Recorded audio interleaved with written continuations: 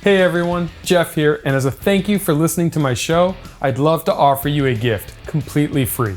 I have a full PDF with tactics and insights for how I built amazing relationships that have skyrocketed my personal success. If this sounds like something you're looking for, all you have to do is click the link in the show notes below. Now, on to the show. Hey guys, welcome back to the Jeff Fenster Show. Today's segment, Lessons Learned, we're going to cover the top 8 takeaways from Tim Grover on discovering the mindset of a champion. Number 1, don't find balance, create it. How do you address that balance issue in life? This is very easy for the audience. I'll tell you right now, there's hundreds of books out there on balance. All right. And everybody tells you, you have to find balance. You have to find balance. You have to find balance. First of all, you don't find balance. You create it. And it's different for each individual out there. The easiest way to describe it, there is no balance. There isn't. There isn't. It's true. There is none, because if I'm going to be great as a father, I'm going to have to sacrifice something at work. Yes. If I'm going to be great as a CEO or founder, I'm going to sacrifice something at home.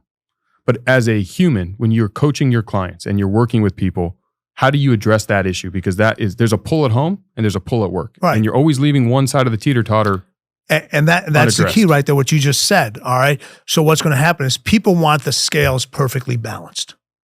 It's not going to happen. All right. Now, what happens is when you try to find balance, somebody else is controlling how those scales teeter. When you create it, you control it. Sure. And that's the big difference between giving yourself permission to be who you are. So when you create balance, you create it for yourself. You understand how the scales are going to be balanced, when they're going to tip one way and when they're going to tip the other way. You get to control. You never want them all the way up and all the way down. All right. Majority of the time. Sometimes it's going to be that way, and you have to be okay. You have to be better than okay with that. Number 2, there is no switch.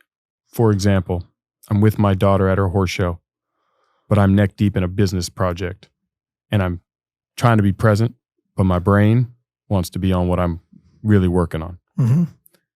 How would you coach me to turn that off and stay focused and present at that horse show and with my daughter? So here's the thing. And another analogy that's going to really hurt, that I hate out there. And I am not a big cliche person. I freaking hate cliches.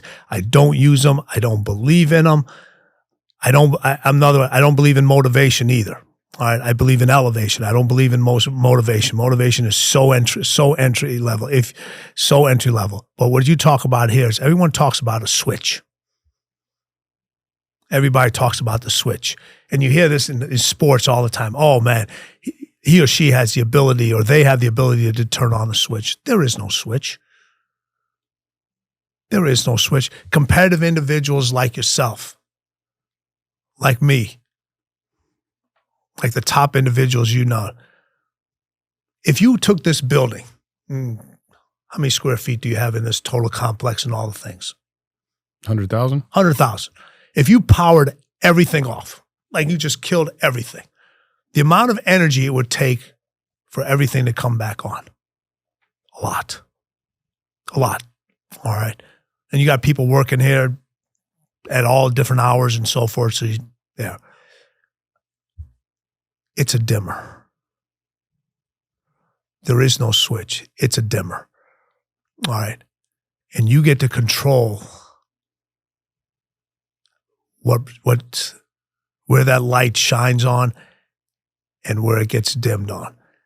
The issue that you have, and everybody has it, all right, even the dimmer at its lowest point,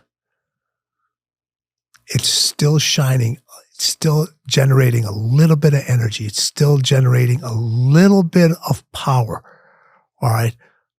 So to answer your question, are you going to be able to turn it all the way off? Absolutely not. You're not. Because individuals like yourself, individuals like me, we have to be wound up. But we're so uncomfortable being unwound. And how many people, when people talk about balance, they talk about the same thing. Man, you need to unwind a little bit. You need to relax. It's like the worst thing you can tell us. It's like, I am relaxed. Yeah. I just relax in a different way than you relax. Chaos is relaxing. Yeah. All right. So are you going to be 100% in that moment the whole time? No. But you can work on the scale. Say, you know what? I was there 80% time. Now I'm going to go to 82. Now I'm going to go to 90. And there will be times where you'll be just like, I'm here. I'm here. Yeah.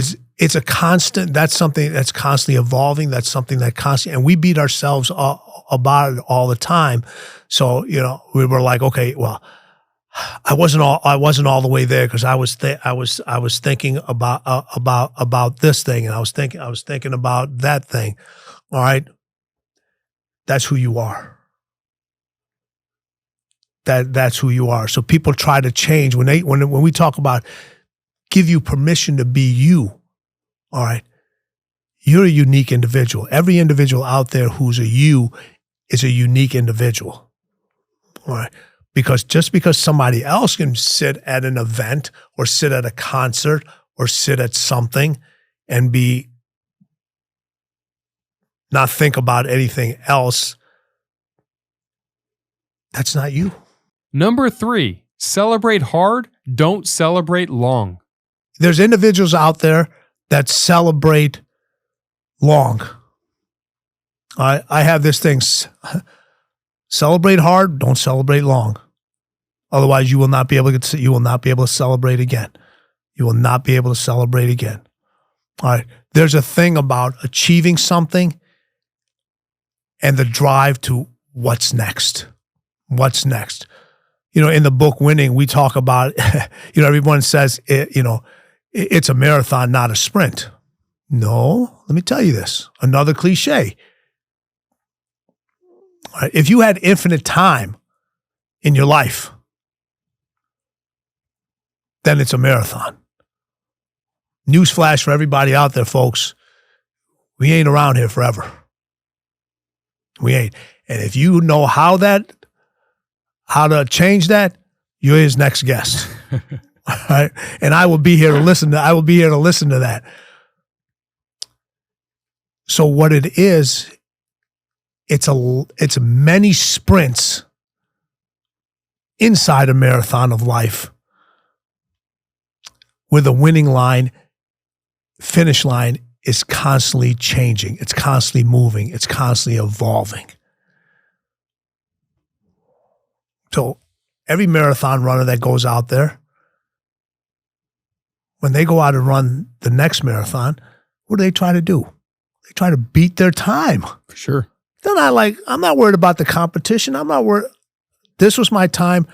I want to beat it. I want to beat it. I need to do it better. I need to do it better. I need to do it better, because at some point, from a physicality standpoint, we're not going to be able to do it.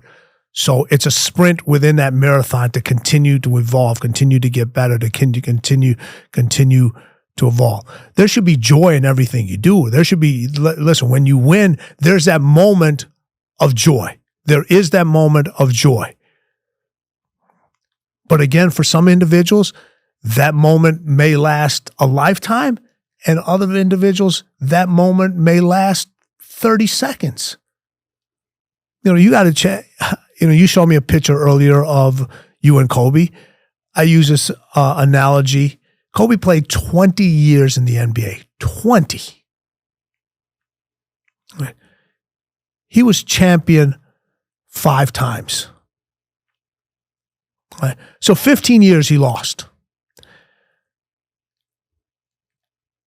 I don't know how many, I don't have a calculator out there, but if you were to take 20 years and give me the amount of days 20 years is,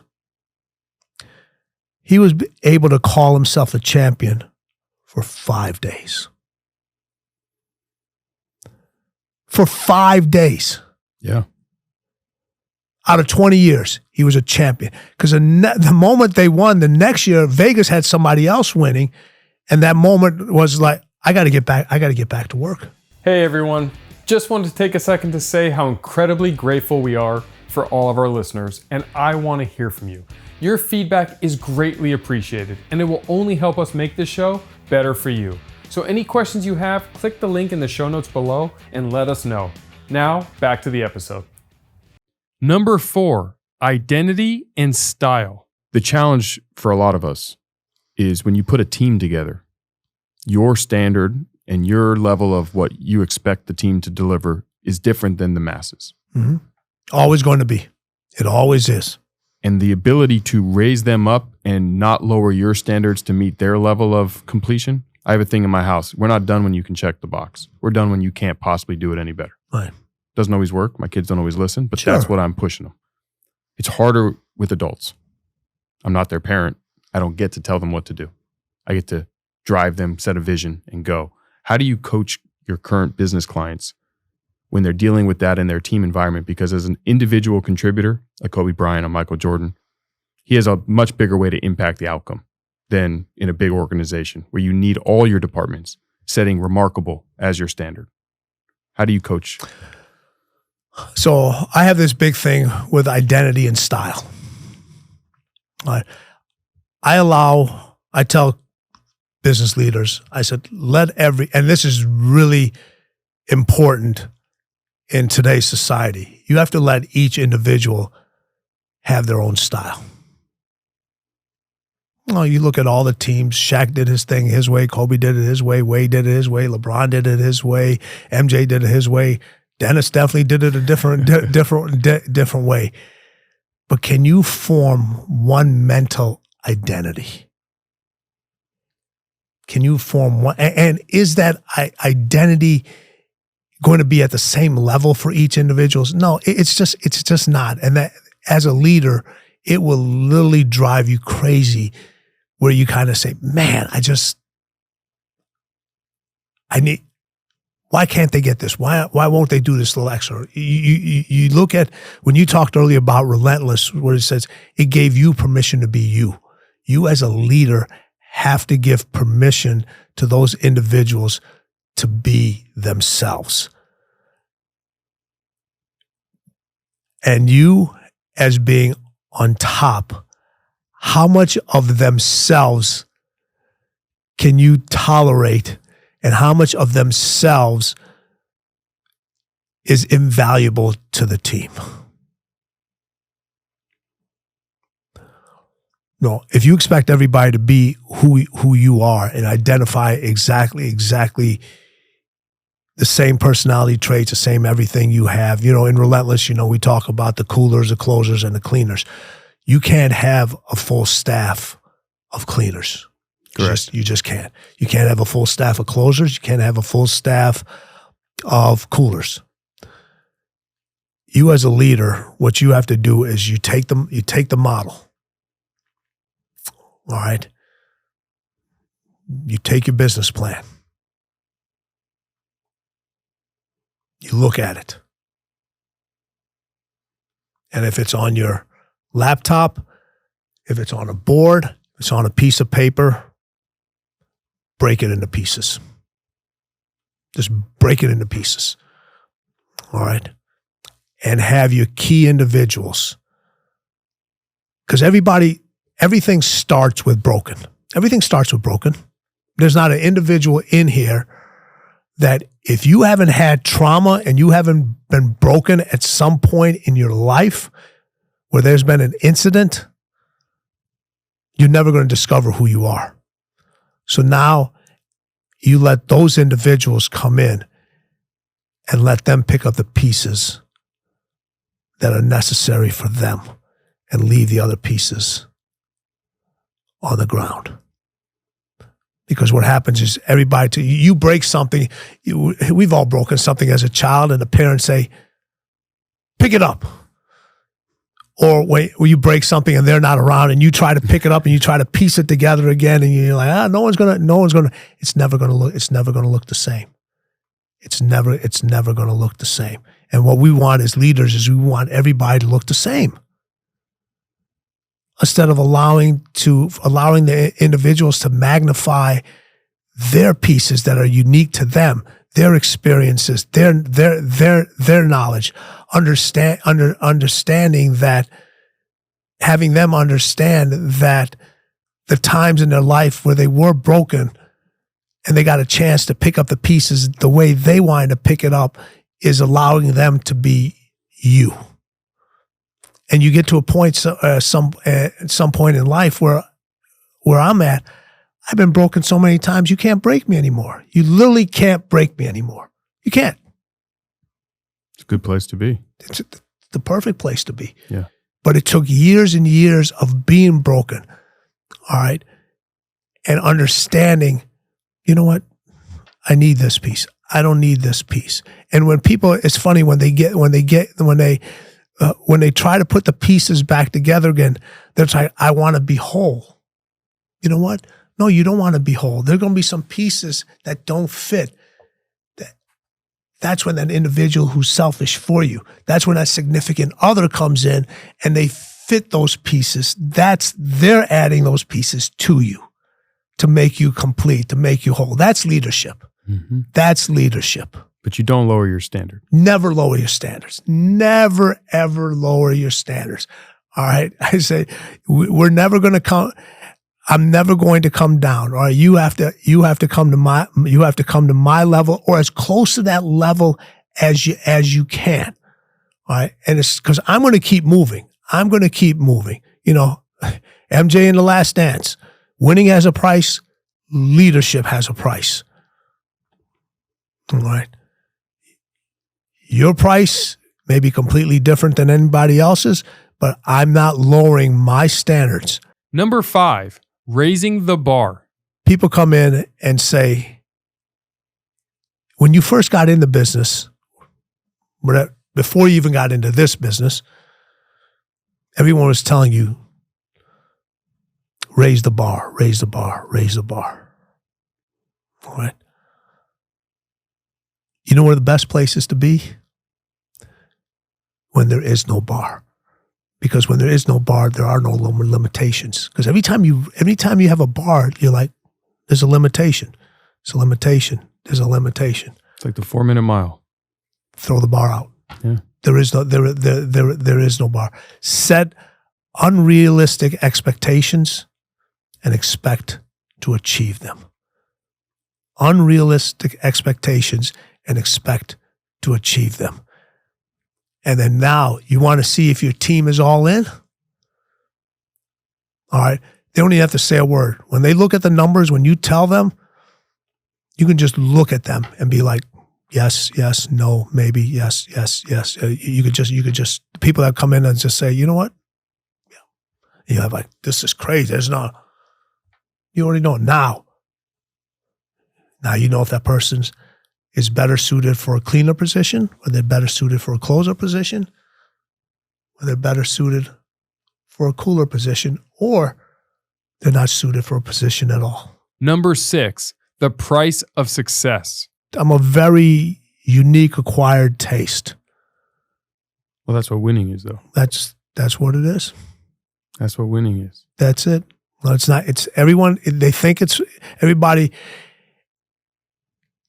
Everybody wants to win, but the pressure and the mental health that comes with winning, very few understand that. Well, they don't understand the cost. Yeah, they don't. Right, and the cost is your mentality. Yeah, the cost is your time. The cost is your feelings. The cost, it's. You can't explain it. You know, you try to tell people that, you know, you're not in that. I was at one of my daughter's recitals or whatever it was. I did everything I could to be focused. I wasn't there. I wasn't there, but those are the things, that's the cost of winning. That is. And people don't want to talk about it because they're like, they did the same thing, but now they're like, they don't want you to do the same thing because they're like, wait a minute, because they don't want to give you the ingredients. They don't want to give you the formulas, or it makes them look bad. Oh, winning will cost you everything, but will reward you with so much more. It's going to cost you everything in that moment, in those moments over and over, but it's going to reward you with so much more. People want the rewards first. No. You don't get the rewards first. You don't get the rewards first. You get the regrets. And and the regrets stay with you longer than the wins will. Number 7, the road to paradise starts in hell. So you talk about in Relentless, and you talked about Kobe Bryant and his ability to have an alter ego and go to a dark place. I don't want to talk about Kobe Bryant because actually what I've never heard from you is your dark place that you have to go to coach these high performance, highly successful individuals. Because for them to respect you, you have to have that same. I never leave it. You're there 100% of the time. I leave there. I visit. I'm not there 100% of the time. The road to paradise starts in hell. All right? You have to take that bus ride, that walk, that crawl, that flight, whatever it may be, back to hell consistently. All right? Because here's the thing. If hell comes visits you, and it visits a lot of people, it's not going to leave. It's you. And your hell is what you're willing not to acknowledge. You're not willing to acknowledge who you are, what your darkness is, what fuels you.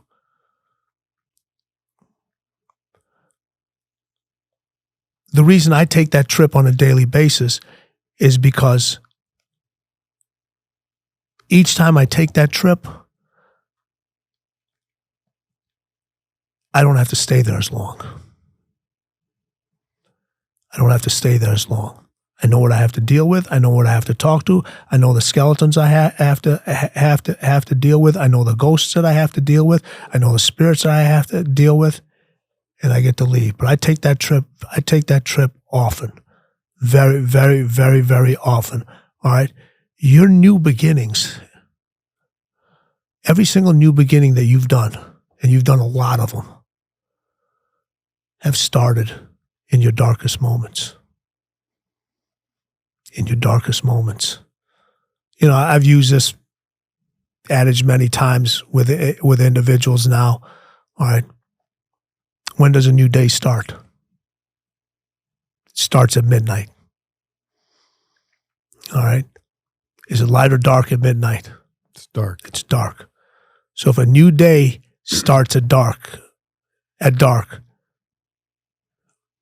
where do you think your new beginnings start? In the dark. In the dark. In the dark. Well, when you're in that room by yourself, when you're in silence, and you could be at a concert with 60,000 people screaming. All right. And your mind goes to that dark place, and that's where your breakout moment comes in right there. All of a sudden, it just happens. All right.